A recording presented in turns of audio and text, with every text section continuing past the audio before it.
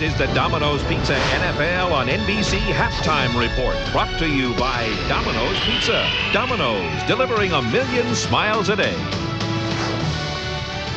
Welcome to those of you who have been watching the Colts and the Dolphins. I think we agree you're watching the shocker of the day thus far. Greg Gumbel along with Joe Gibbs, Sam Weiss, Chris Collinsworth. And let's take a look at scores and highlights, and we'll begin with the game that you are watching. The Colts with a 34-point lead on Miami at halftime. That's Lawrence Phillips seeing his first action for Miami, but all the action has been on the Indy side of the ball. Jim Harbaugh to Marshall Faulk, 10 yards and a touchdown. Anybody covering him? Not till he gets to the end zone. 10-0 Indy. Jim Harbaugh to Ken Dilger. This is a deflected ball, doesn't matter. That's his first TD catch of the year. 17-0. Here's Dilger's second of the year. From 31 yards out, anybody got him on defense? 27-0. And then, here's Dilger's third of the year. Harbaugh, 8 yards to Dilger. 100 yards receiving already. It's a 34-0 game. Sam, I don't know that we can quite believe what we're seeing in this game so far. Jim Harbaugh having a great day. Dan Marino having a terrible day. Has fumbled 3 times and lost it. You know, the whole tone of this game was set to early in the first series. I think it was first part of the ball game. Miami tried to fake a punt, did not work, set up Indianapolis.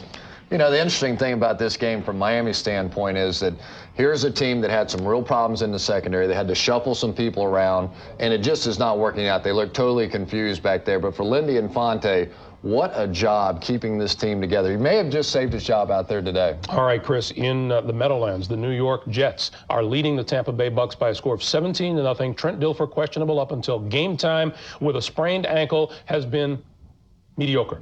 2 for 12, 38 yards, a couple of interceptions, and it may not even be mediocre, maybe a lot less. That's mediocre? I mean, my goodness gracious. But the amazing thing about this one now is the fact that the New York Jets control their own destiny. If all these scores hold up here today, after the New England lost yesterday, Miami's going to lose today, the Jets, if they can beat Detroit next week and still win this one today, they're in. Joe. Trent would have to hit 10 in a row to even be mediocre right now. You know, 2 of those for touchdowns. Bill Parcells, too, going for it 4th and 1, gambling, blocks, punts, and I tell you, we talked last night about Pittsburgh.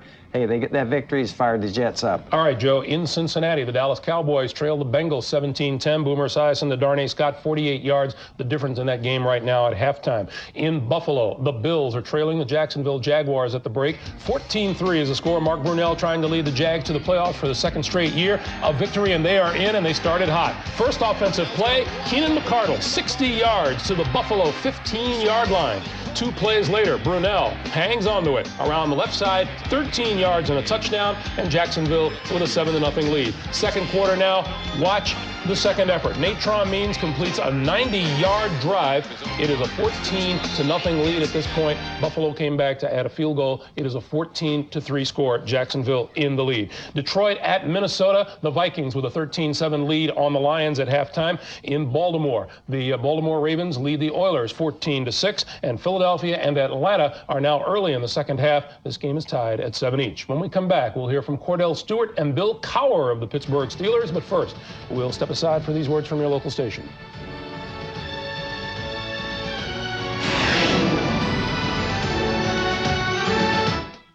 Monday on Susan, 'tis the season for harmonious song.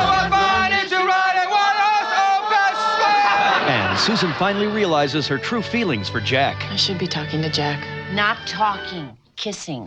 But, oh no, is it too late? And on Jenny, the girls have the perfect holiday job.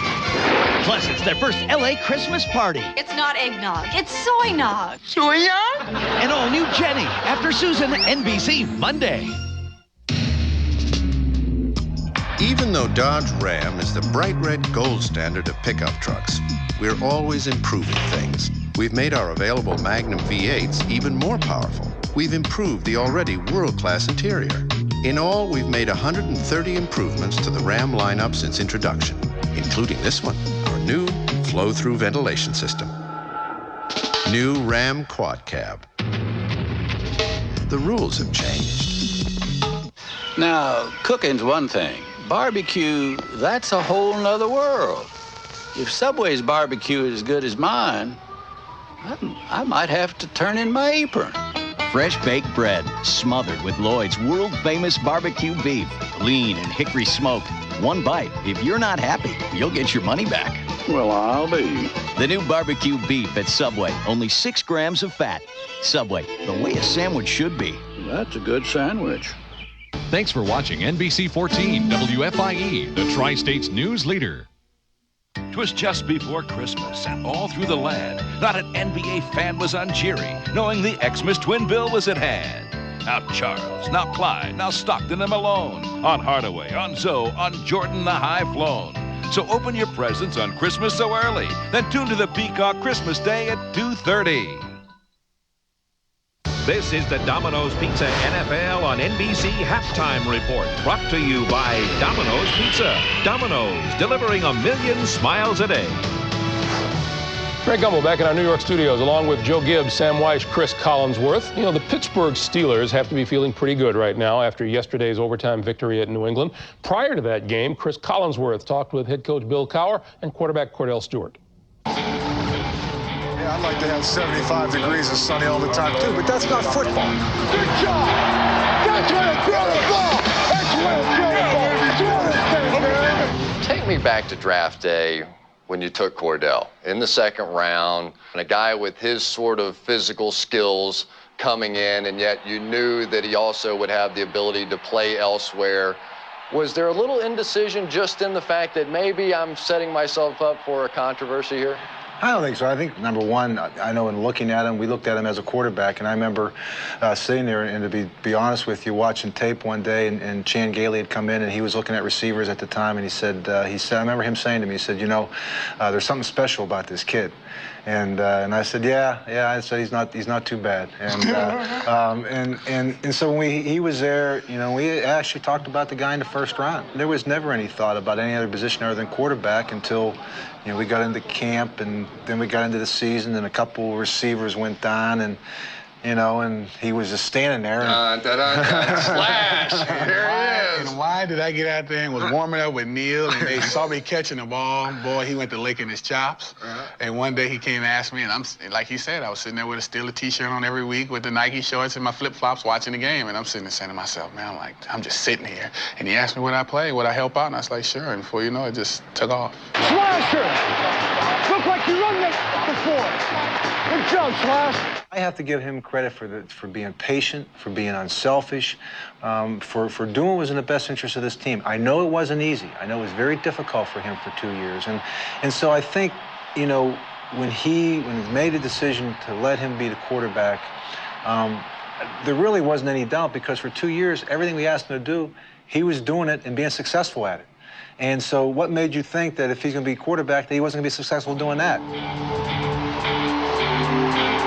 I don't know why it always seems like I always have that power and that will to want to get something done at the end. I like having number 10 at the helm when the game's on the line, because he kind of finds a way of getting things done. I still believe that what he did, playing the slash role, has helped him where he is today, because he's played in big games. You know, he's played in a Super Bowl. He's played in the high pressure. Yeah, he didn't play quarterback then, but he knows what it's like to go out there in front of these people, and that's why I've made this statement. You know, I don't care what the game is. If he doesn't play well, it's not because it's a big game. It's because he just didn't have a good day.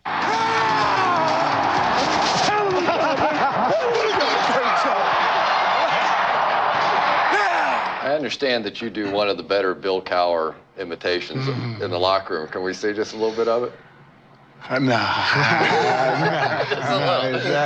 stick that jaw out just a little bit. We still have a few more games. You know, I want to be able to make those few tiny little mistakes and not, you know. That was a good choice. Yeah. Good decision right there. So I'll tell you what, he's going to be getting more experience as we talk. Cordell Stewart's kind of a happy guy. Did you ever see the impression? No, but he did promise, Cordell did promise that if they win the Super Bowl, we get it in the locker room after the game, and Cowher, okay, you know, but the amazing thing about Cordell Stewart, to me anyway, is that his mom died of cancer when he was 12 years old, and yet somehow he has become this confident person that is so together. He goes home at night. He's not out running the street. It's amazing how he's kept everything in perspective. You know, Joe, a couple of years ago, the Pittsburgh Steelers, it was thought to be a disastrous situation. Neil O'Donnell takes him to the Super Bowl. He leaves. Cordell Stewart, with him at quarterback, they may be better off. They may be better off, and I think some people second-guess that decision. Neil O'Donnell me being one of them. I thought that was a big gamble. You go to a Super Bowl. You have a quarterback that can take you there. They let him go, and like you said, hey, gamble and go with Cordell Stewart, and it definitely was. I think it took a lot of guts, and it is panning out for him. It looks like they may have a guy that could take him to Super Bowls in the future. Yeah, you know, this guy is winning with the mistakes that inexperience brings to the table. First half of his ball games are showing up, throwing those interceptions, but because he's a winner and because he is a pure passer, you know, a lot of guys that are versatile like he is don't have that pure passing arm. This guy does. I think he's exactly what Bill Cowher said, something special. All right, guys, keep this in mind. A win by the Steelers next Sunday over Tennessee would clinch a home playoff bye for Pittsburgh. We will see them as the first half of our NBC doubleheader. The late game will feature either the Jets and Lions or the Chargers and the Broncos. And our NFL and NBC halftime activities continue.